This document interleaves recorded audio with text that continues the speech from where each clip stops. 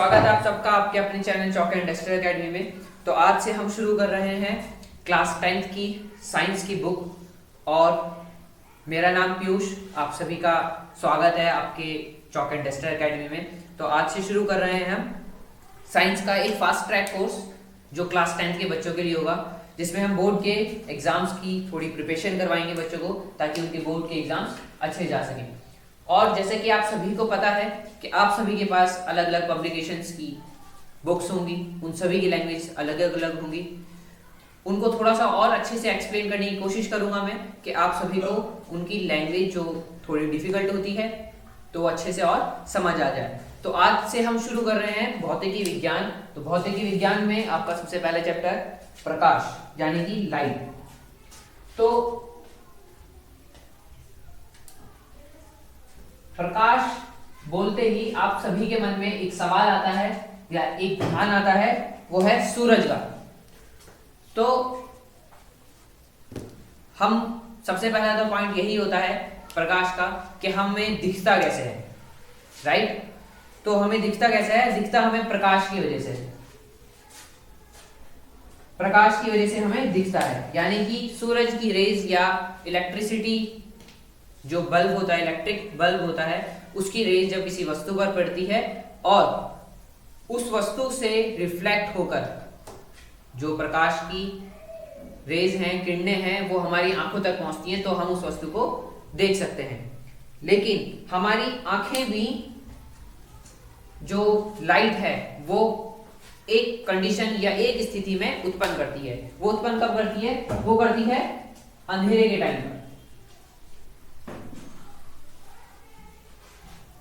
जब किसी हम बंद कमरे के अंदर चले जाएं और वहां पर हमें देखने के लिए लाइट ना मिले, तो हमारी ही आंख एक तरह से प्रकाश यानी कि एक लाइट का इन्वेंट करती है, जो हमें वस्तुओं कहां पर रखी हैं उसको समझने के लिए हम उसको देख सकें और हमारे माइंड को वो बता सके। तो इस तरह से होती है प्रकाश। तो अब हमारे माइंड में आता है कि प्रकाश का परावर्तन क्या होता है। तो परावर्तन से आप जैसे ही देखते हैं कि प्रकाश का परावर्तन आपका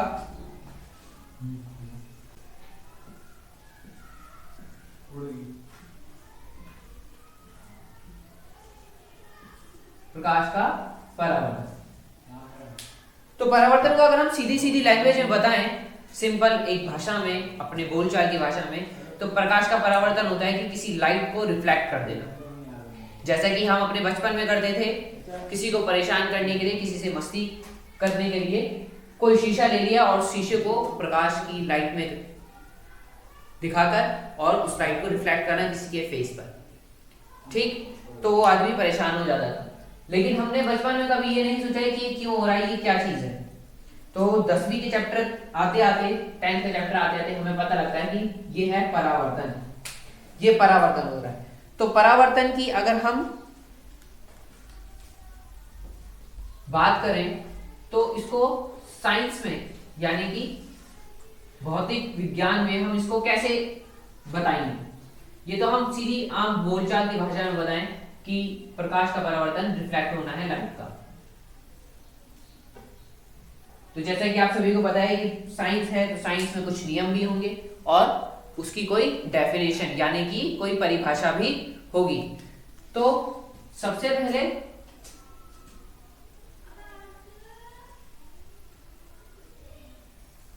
हमें किस चीज की जरूरत पड़ती है? अगर जब हम किसी को परेशान करने के लिए कोई लाइट रिफ्लेक्ट करते हैं शीशे से, तो हमें सबसे पहले क्या ढूंढते हैं घर में? क्या ढूंढेंगे?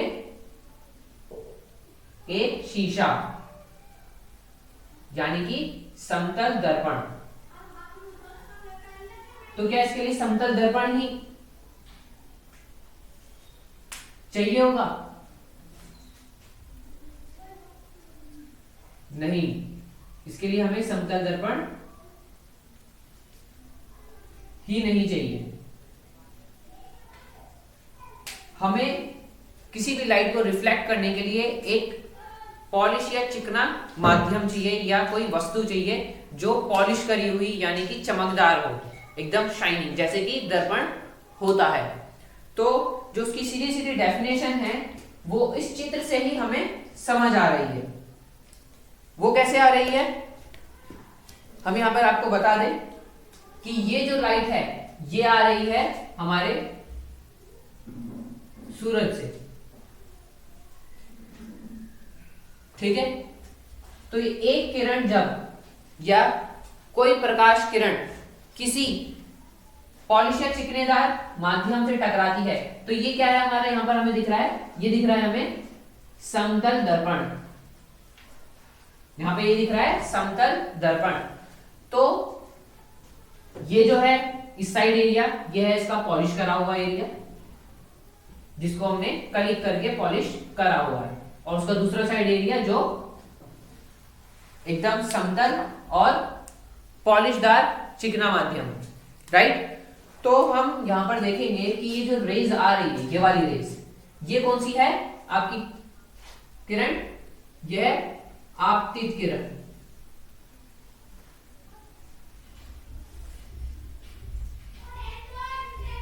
यानी कि जो परावर्तित नहीं है, अभी सीधा सूरज से आ रही है, लेकिन जो ये यहां से टकरा कर गई तब हो गई ये परावर्तित किरण।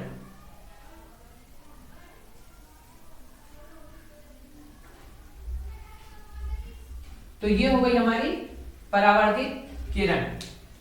तो हम इस डायग्राम से ही इसकी जो डेफिनेशन है, जो इसकी परिभाषा है, वो ही हम सीधा इसको समझ सकते हैं। वो कैसे कि जब कोई प्रकाश की किरण, ये किरण आ रही है, जब कोई प्रकाश की एक किरण किसी पॉलिशदार या चिकने तल से टकराती है तो वह उसी माध्यम में, यानी कि जहां से आई उसी माध्यम में वापस चली जाती है।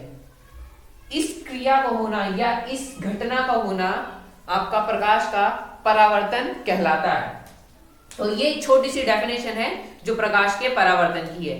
लेकिन जब कोई घटना हो रही है इसमें विज्ञान में, तो उसके कुछ नियम भी होंगे। तो उसका दो नियम होते हैं जो हमारे प्रकाश के परावर्तन के होते हैं। तो इसमें जो परावर्तन के नियम है वो है आपके, पहला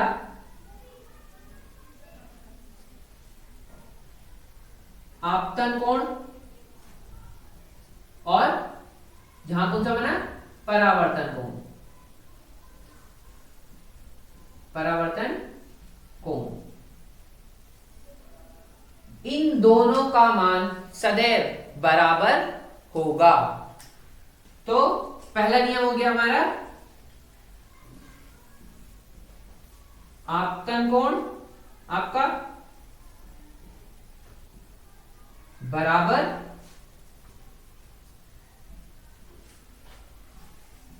परावर्तन कोण, इनका मान दोनों का सदैव बराबर होगा।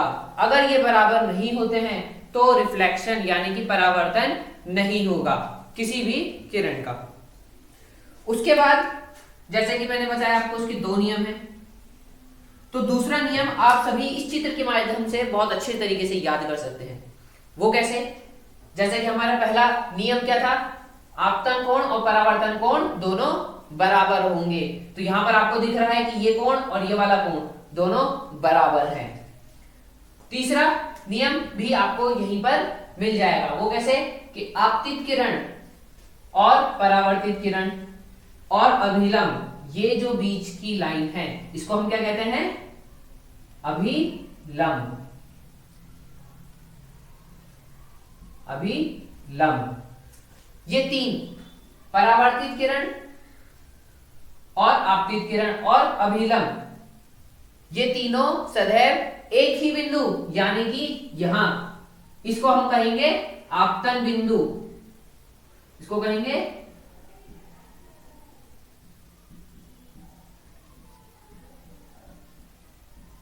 आपतन बिंदु। यह तीनों एक ही तल यानी कि आपतन बिंदु पर स्थित होते हैं। तो हमारा तीसरा नियम क्या हो गया, सॉरी दूसरा नियम, इसके दो नियम होते हैं। आपतित किरण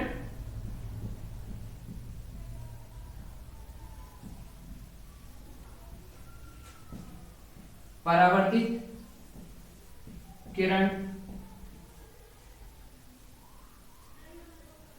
तथा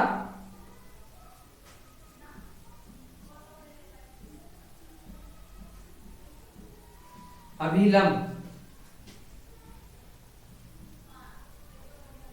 तीनों एक ही तल पर आपतन बिंदु पर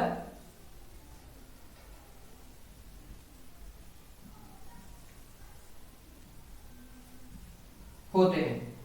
तो ये दोनों नियम हम इस चित्र के माध्यम से समझ सकते हैं और हम इसकी परिभाषा को भी बता सकते हैं। तो जैसे ही आप सभी के दिमाग में एक पॉइंट आए कि प्रकाश का परावर्तन किसे कहते हैं, कोई भी पूछ ले, तो आपके माइंड में एकदम ये चित्र ध्यान आ जाना चाहिए कि क्या होता है कि कोई पॉलिशदार चिकना माध्यम है यहां पर, और यहां से प्रकाश की किरण आई और यहां से टकराकर चली गई, और उनके नाम सीधे सीधे, जो परावर्तित किरण नहीं हुई, जो परावर्तन नहीं हुआ जिस किरण का, तो सबसे पहले क्या होगी आपतित किरण, और जिसका परावर्तन हो गया उसको हो गई परावर्तित किरण, क्योंकि उसका परावर्तन हो चुका है, और उन दोनों के बीच में क्या बन जाएगा अभिलंब।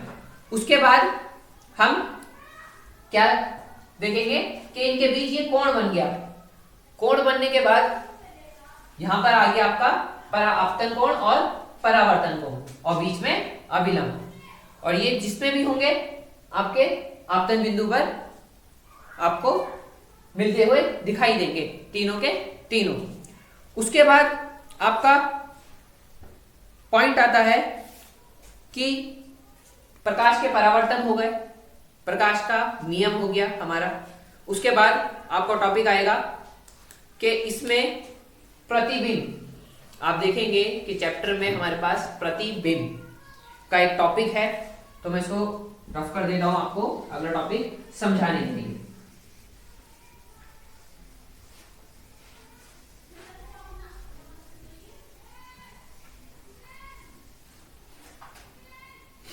तो बच्चों प्रतिबिंब जो होता है, प्रतिबिंब आपने जो साइंस में पहले बच्चे थोड़े होशियार हैं उनको पता भी होगा, और जो नए बच्चे हैं उनको शुरुआत में सुनने में बहुत अजीब लगा होगा कि ये क्या चीज आ गई। जैसे प्रकाश का परावर्तन, प्रकाश तो सब बच्चों ने सुना है, परावर्तन भी नई चीज है, प्रतिबिंब क्या हो गया।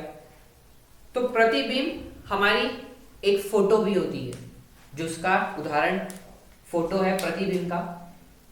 शीशा भी होता है जिसमें हम अपने आप को खुद को देखते हैं।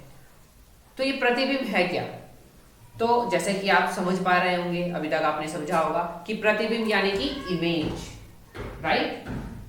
क्या होता है प्रतिबिंब, इमेज, ठीक है। तो ये प्रतिबिंब हिंदी में कहते हैं या साइंस में हम इसको कहते हैं, यानी कि यह है इमेज। अब इमेज होती है हमारे पास दो तरह की हमारे पास इमेजेस होती हैं, यानी कि प्रतिबिंब होता है। पहला होता है वास्तविक प्रतिबिंब, और दूसरा होता है आभासी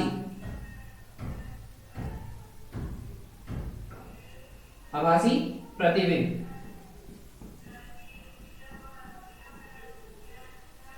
तो ये दो तरह के होते हैं।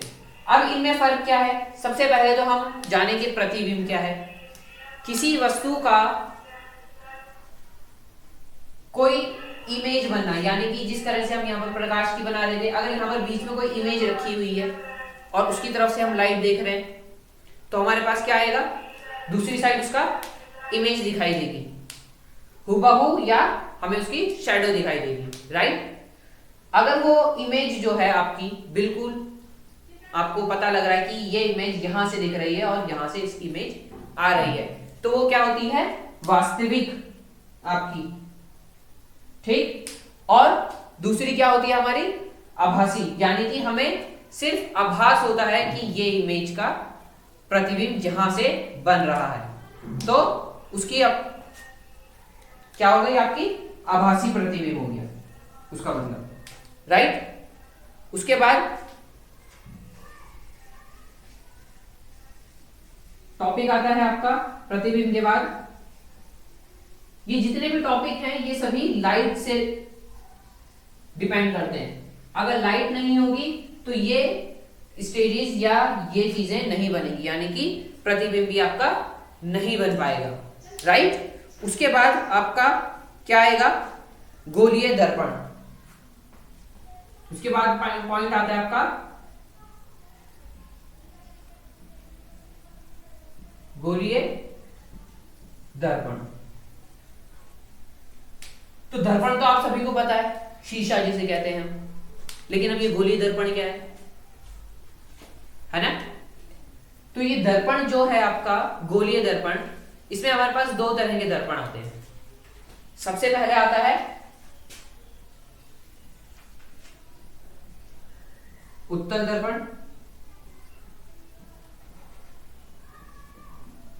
दूसरा आता है अवतल दर्पण।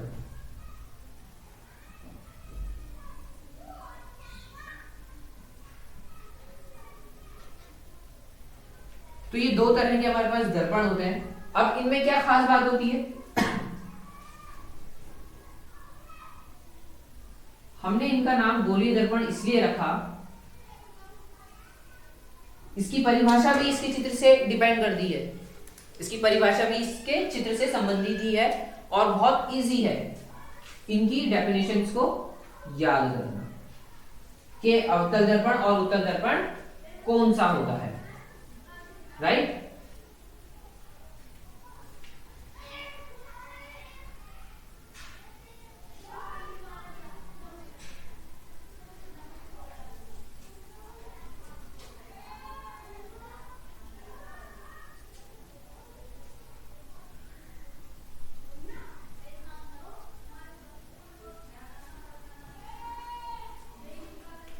तो गोलीय दर्पण वो दर्पण है जिसका एक कांच का खोखला गोला, जिसके एक तरफ हमने अंदर या बाहर की तरफ हम क्या करते हैं, कली करके उसको पॉलिश कर देते हैं, राइट। और उसका दूसरा हिस्सा जो होता है वो बन जाता है एक दर्पण, यानी कि शीशा, ठीक है। तो हम उसमें प्रतिबिंब को देख सकते हैं। लेकिन अब ये उत्तल क्या है आपका, तो उत्तल दर्पण वो दर्पण है, उस गोलीय दर्पण का भाग है जिसके अंदर की तरफ, यानी कि अंदर, ये अंदर दिख रहा है ना आपको, अंदर की तरफ हमने कली या पॉलिश करी हुई है और उसके उभरे हुए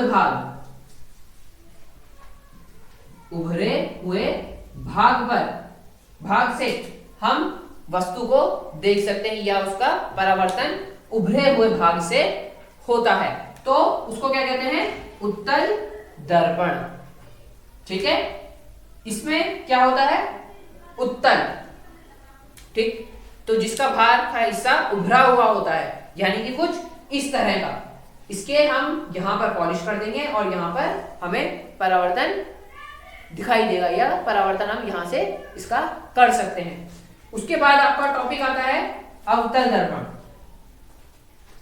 तो जैसे कि मैंने बताया आपको कि चित्रों से ही हम उसको पहचान सकते हैं। तो जैसे आपने देखा यहाँ पर एक कांच का गोला है जिसके आधे हिस्से में हमने क्या कर रखी है, अंदर की तरफ पॉलिश कर रखी है और उभरे हुए तल से उसका परावर्तन हो रहा है। उसी तरह से आपका अवतल दर्पण, गोलीय दर्पण का वह भाग जिसके उभरे हुए तल पर हम पॉलिश कर दें तो उसके अंदर के भाग से परावर्तन होता है, तो उस दर्पण को कहते हैं अवतल दर्पण, यानी कि दबे हुए भाग,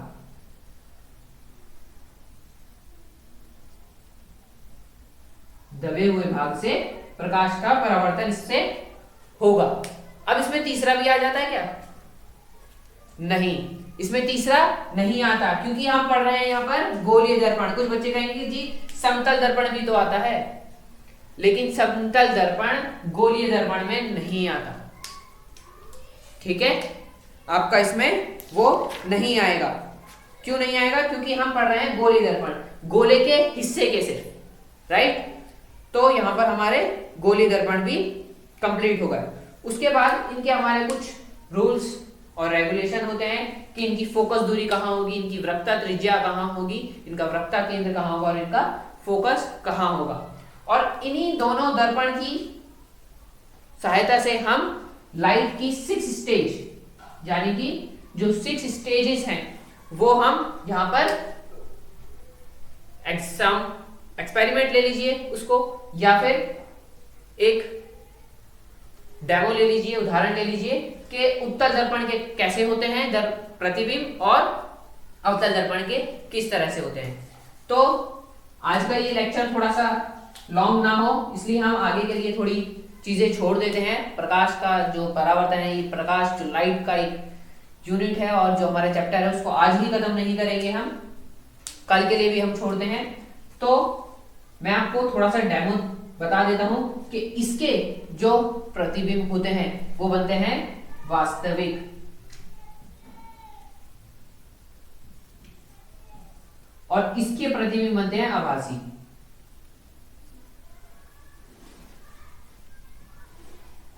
इसके प्रतिबिंब बनते हैं आभासी।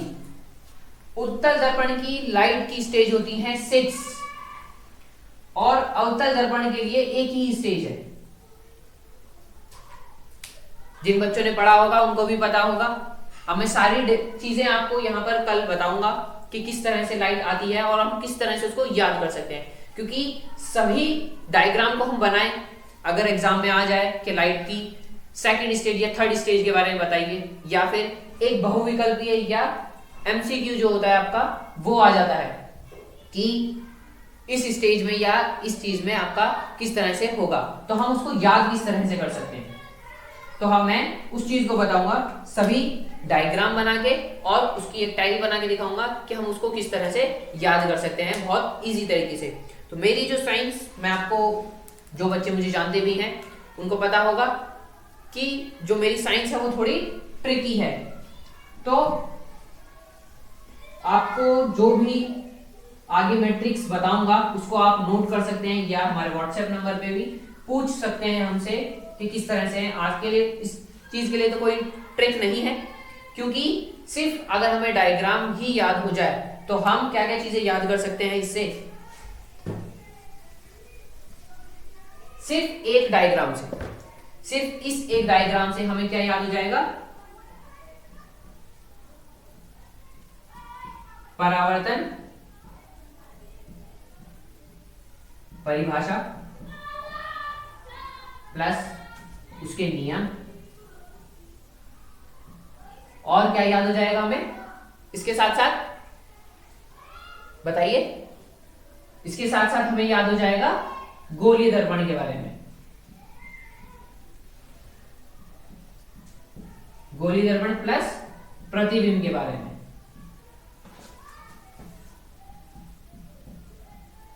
हमें ये चीजें, इससे 4 पॉइंट आएंगे जो हमें याद हो जाएंगी।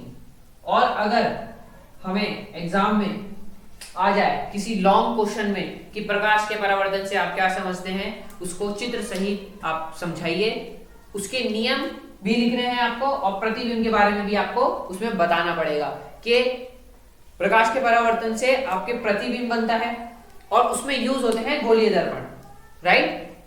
तो आपको उसमें ये चीजें कवर हो जाती है सिर्फ एक चित्र से। तो बहुत इजी है आपकी प्रिपरेशन के लिए और आपके बोर्ड के एग्जाम्स के लिए कि आप सिर्फ चित्र याद रखिए और बाकी सब चीजें आपको ऑटोमेटिक ही या खुद ब खुद इसको आप याद कर लेंगे।